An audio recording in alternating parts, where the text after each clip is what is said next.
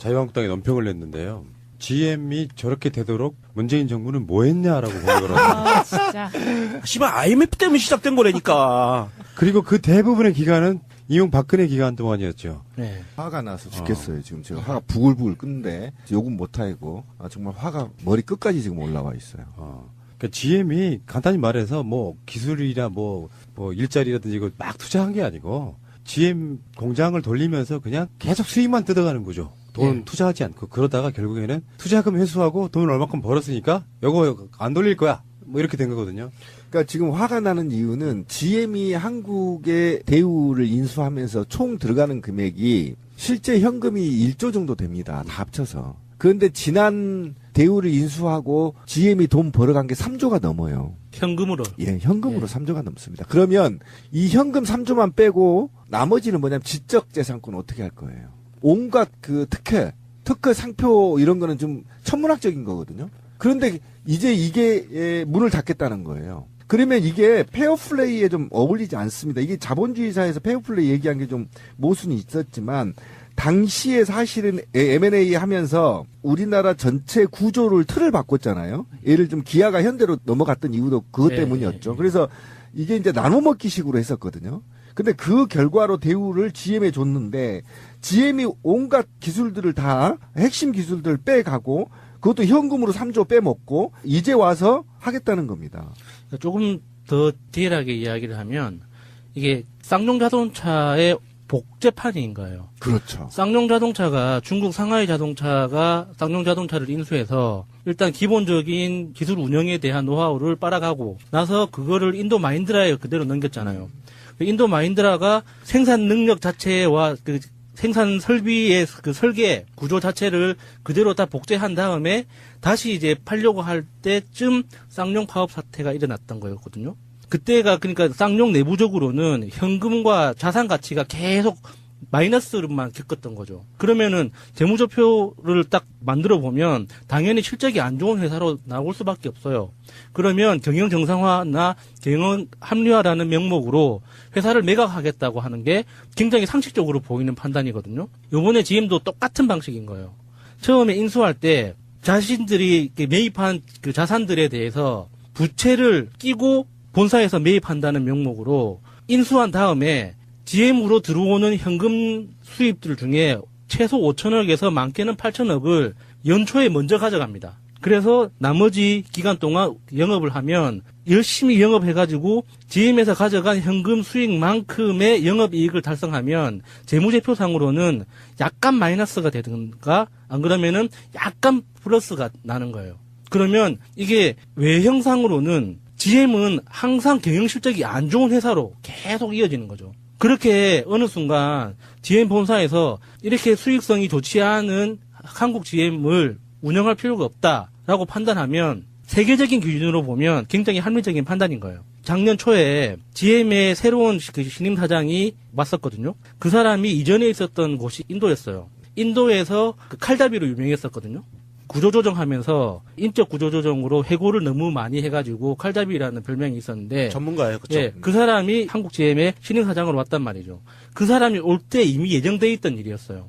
그래서 GM 내부에서 원래 마시던 커피를 카누를 마시던 걸 맥심으로 바꾸고 이 삼다수 마시던 걸 뭐 500원짜리 싼 생수로 바꾸고 하는 이런 식으로 쥐어짜기 경영을 작년 초부터 계속 했단 말이죠. 이 전초 작업이었던 거죠. 그래서 그 지금까지 한국 GM에서는 전 세계적으로 봤을 때 R&D 부서가 제일 경쟁력이 좋아요. 그러니까 R&D 부서에 대한 투자는 한 푼도 줄인 게 없는데 나머지 생산 시설에 대해서는 한 푼도 투자를 안 한 거죠, 지금까지.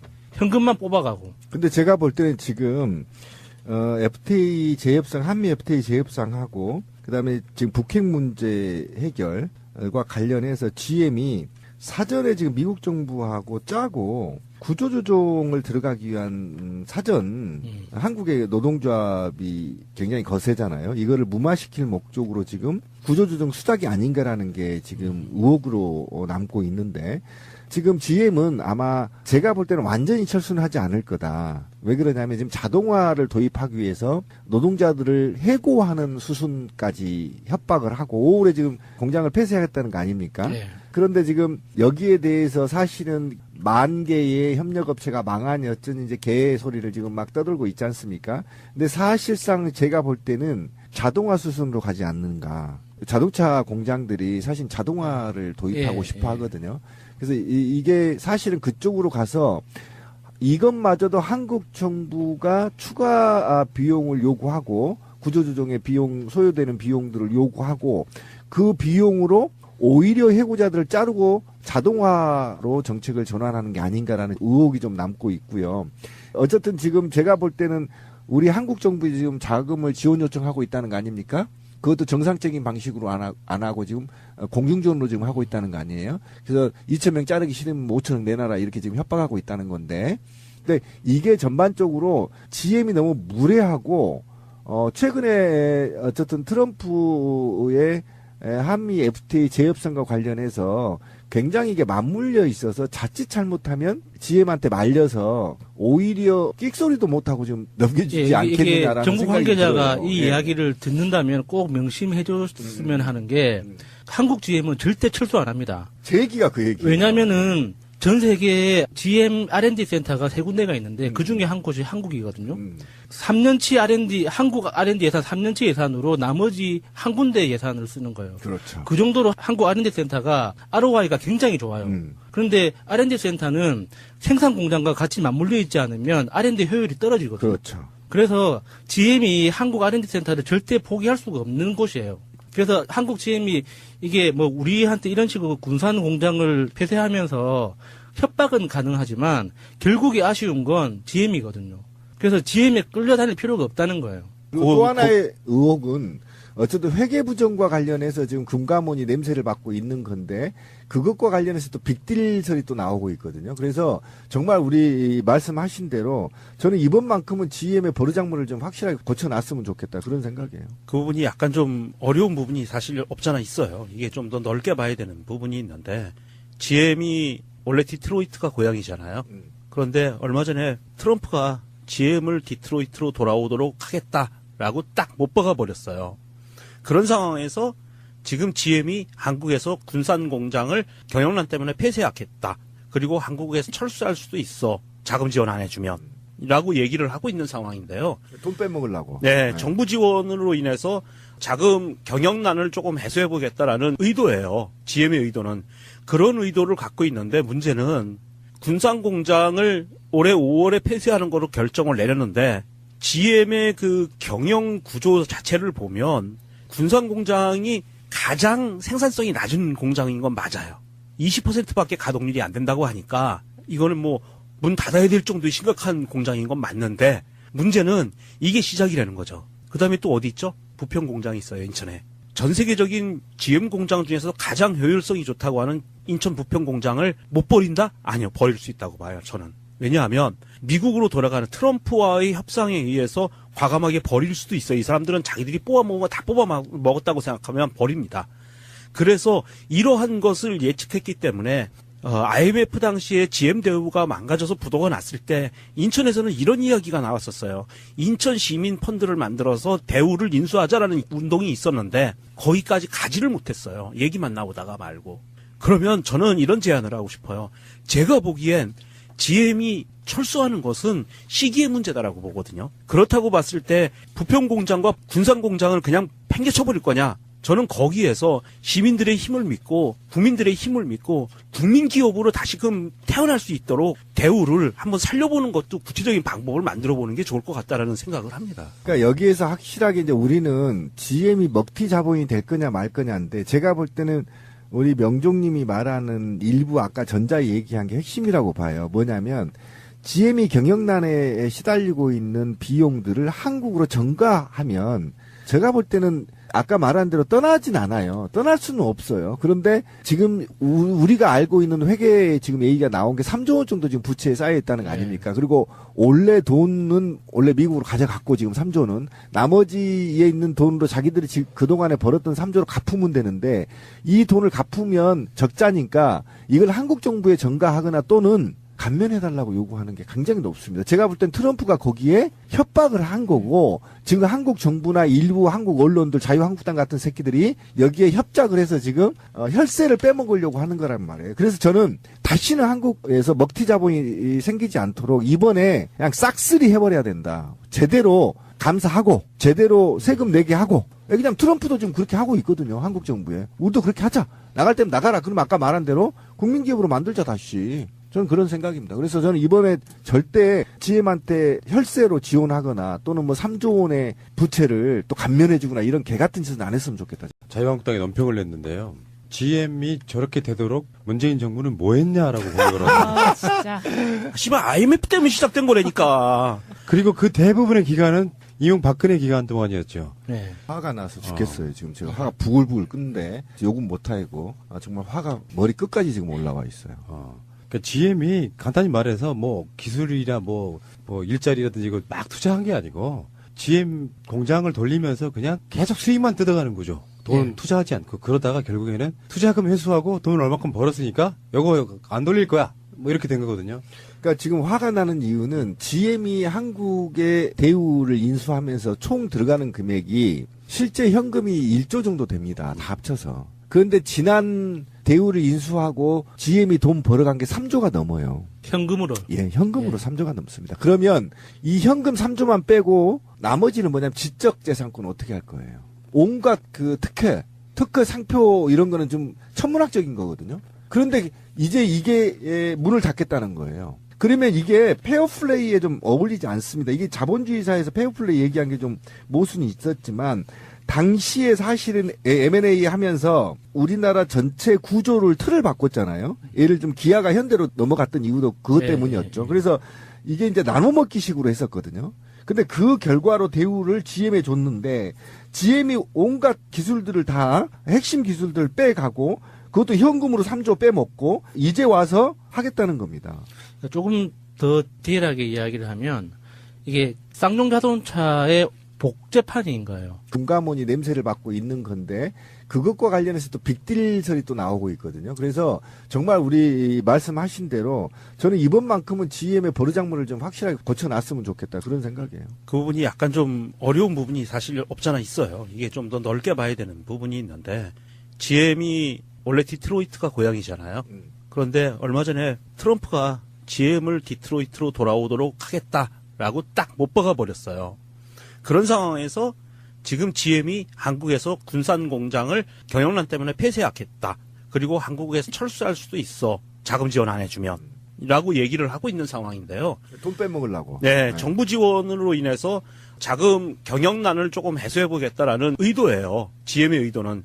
그런 의도를 갖고 있는데 문제는 군산 공장을 올해 5월에 폐쇄하는 거로 결정을 내렸는데 GM의 그 경영 구조 자체를 보면 군산 공장이 가장 생산성이 낮은 공장인 건 맞아요. 20%밖에 가동률이 안 된다고 하니까 이거는 뭐 문 닫아야 될 정도의 심각한 공장인 건 맞는데 문제는 이게 시작이라는 거죠. 그다음에 또 어디 있죠? 부평 공장이 있어요, 인천에. 전 세계적인 GM 공장 중에서 가장 효율성이 좋다고 하는 인천 부평 공장을 못 버린다? 아니요, 버릴 수 있다고 봐요, 저는. 왜냐하면 미국으로 돌아가는 트럼프와의 협상에 의해서 과감하게 버릴 수도 있어요. 이 사람들은 자기들이 뽑아먹은 거 다 뽑아먹었다고 생각하면 버립니다.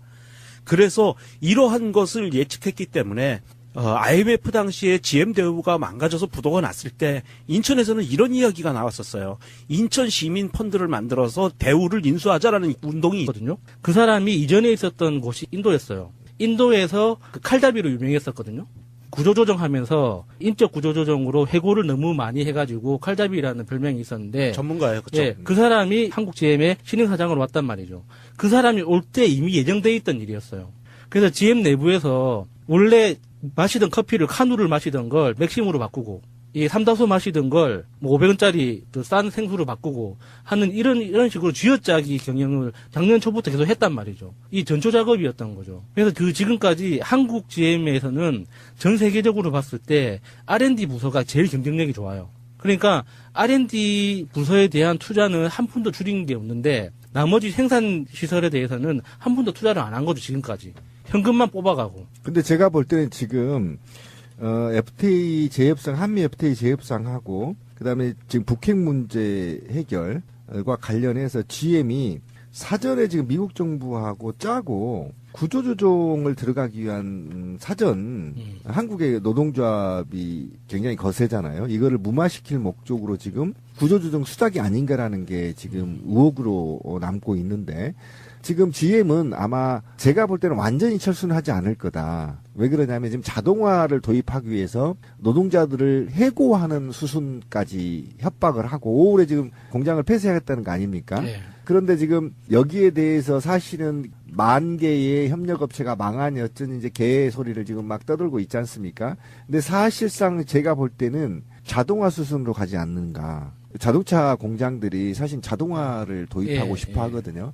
그래서 이게 사실은 그쪽으로 가서 이것마저도 한국 정부가 추가 비용을 요구하고 구조조정의 비용, 소요되는 비용들을 요구하고 그 비용으로 오히려 해고자들을 자르고 자동화로 정책을 전환하는 게 아닌가라는 의혹이 좀 남고 있고요. 어쨌든 지금 제가 볼 때는 우리 한국 정부에 지금 자금을 지원 요청하고 있다는 거 아닙니까? 그것도 정상적인 방식으로 안 하고 지금 공중전으로 지금 하고 있다는 거 아니에요? 그래서 2,000명 자르기 싫으면 5,000원 내놔라 이렇게 지금 협박하고 있다는 건데. 근데 이게 전반적으로 GM이 너무 무례하고 최근에 어쨌든 트럼프의 한미 FTA 재협상과 관련해서 굉장히 이게 맞물려 있어서 자칫 잘못하면 GM한테 말려서 오히려 끽소리도 못하고 지금 넘겨주지 않겠느냐라는 정부 생각이 관계자가 들어요. 이 이야기를 듣는다면 꼭 명심해 줬으면 하는 게 한국 GM은 절대 철수 안 합니다. 제 얘기가 그 얘기예요. 왜냐면은 전 세계에 GM R&D 센터가 3군데가 있는데 그 중에 한 곳이 한국이거든요. 3년치 R&D, 한국 R&D 예산 3년치 예산으로 나머지 한 군데 예산을 쓰는 거예요. 그렇죠. 그 정도로 한국 R&D 센터가 ROI가 굉장히 좋아요. 그런데 R&D 센터는 생산 공장과 같이 맞물려 있지 않으면 R&D 효율이 떨어지거든요. 그렇죠. 그래서 GM이 한국 R&D 센터를 절대 포기할 수가 없는 곳이에요. 그래서 한국 GM이 이게 뭐 우리한테 이런 식으로 군산 공장을 폐쇄하면서 협박은 가능하지만 결국에 아쉬운 건 GM이거든요.